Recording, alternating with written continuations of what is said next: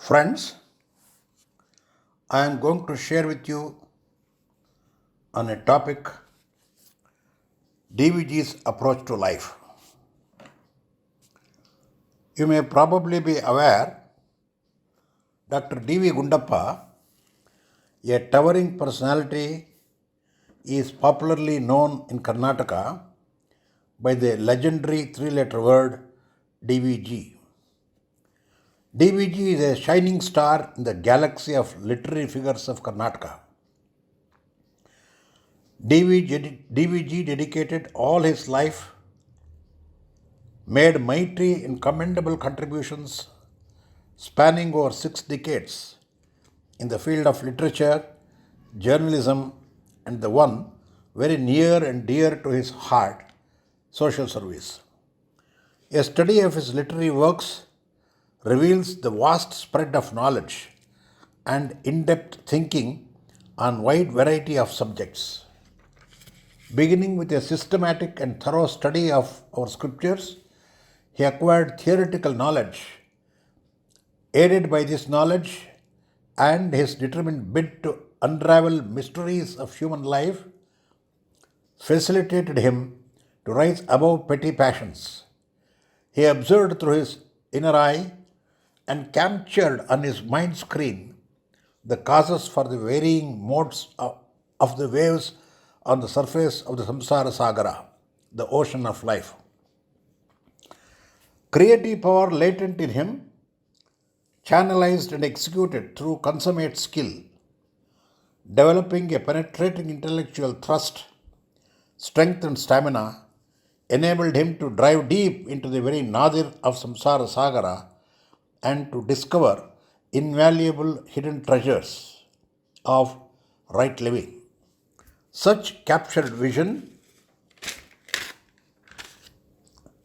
on the mind screen and treasures gathered from the deep sea are presented to us by him through his books.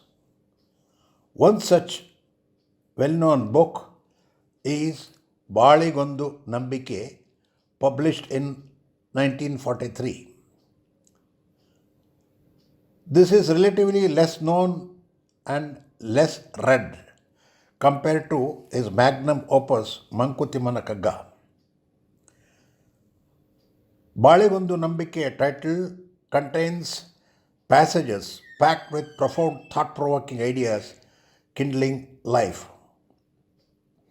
I will present an approximate English translation of these ideas and also mention Kannada words side by side wherever necessary to drive home the original idea of the author. Wild animals roaring and roaming in the forests, vultures and birds freely flying high in the open sky, creatures and reptiles concealed in the ant holes, flies and mosquitoes swarming and multiplying in the dirty dens, all of them make a living. The entire animal kingdom is ruled by the instinctive urges embedded into the lives of animals, and they are inborn. No training is therefore necessary for any of them to fulfill the basic 4 animal urges covering food, shelter, procreation, and self-protection. It is amazing how systematically the Mother Nature has blessed the multitude of beings, variety of non-changeable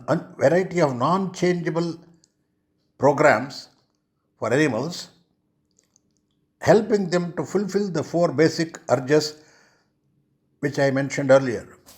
There is no other way or freedom granted for them other than behaving or acting based on the program embedded in their brain. To change the set program or methodology of their living is not possible. Further, there is nothing beyond these 4 animal urges for them to pursue in their life. This is the law of nature. But what about human beings? Besides animalistic urges such as food, shelter, progeny, and self-protection, there are other social needs to be met with by the human beings, such as clothing, mutual relationship, etc. No doubt, just like animals, we, the human beings, also must work to earn our livelihood, but there is no definite program which is preset that is available for us to follow, as we are blessed with the faculty of choice or the faculty of discrimination or the freedom to develop our own program. Invariably, this freedom granted by nature to only human species is more abused than rightly used. We are so adept in manipulating people and situations and utter falsehood unhesitatingly if it suits our personal needs or gains. But then, apart from mundane and earthly activities, are there any other higher needs or goals to be pursued by human beings or by the human kingdom? The answer is yes. ಉನ್ನತದಿ ನೆಲೆಯಾದಿ ಕೇಶವನ ಧ್ಯಾನವನ್ನು ಮನಮುಟ್ಟಿ ಮಾಡುವುದು ಮುಕ್ತಿಗಾಗಿ, ಭಕ್ತಿಗಾಗಿ, ಜೀವತೃಪ್ತಿಗಾಗಿ, ಆತ್ಮಶಕ್ತಿಗಾಗಿ, ಆನಂದಕ್ಕಾಗಿ.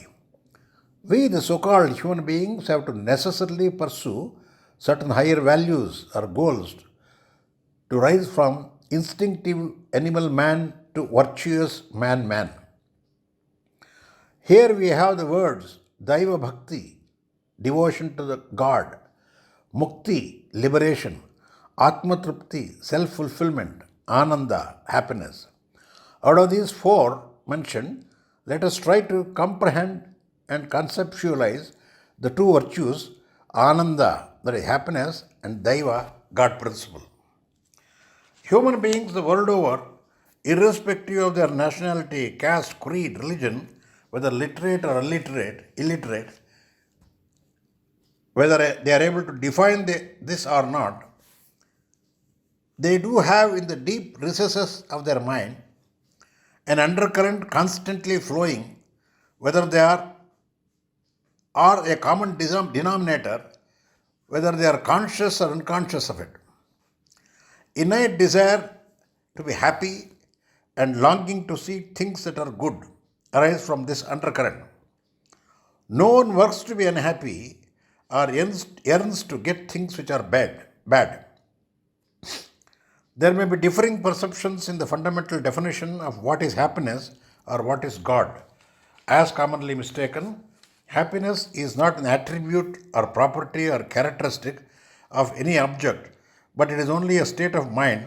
The physical objects are basically neutral, and it is we who ascribe or lend values we cherish in our mind on the objects and make a false conclusion that we are happy with certain objects and unhappy with certain others.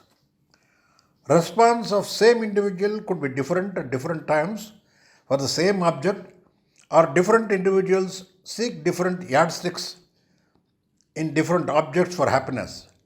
Alright, what is our current status? Powerfully influenced by the false notion of happiness. The result is that happiness we are courting with is fleeting, while our demand is its permanency. Why is that fleeting? Happiness is basically a state of mind, as said earlier, and we do get this experience when the experiencer, the mind, which is constantly changing factor, that interacts or transacts with another factor called the world or the worldly objects, which are in turn again is in a state of constant flux. How can the outcome of these two ever-changing things bring an unchanging state? It is impracticable. Then, what is the solution? Let us see it in the next portion of our study. Hari Om.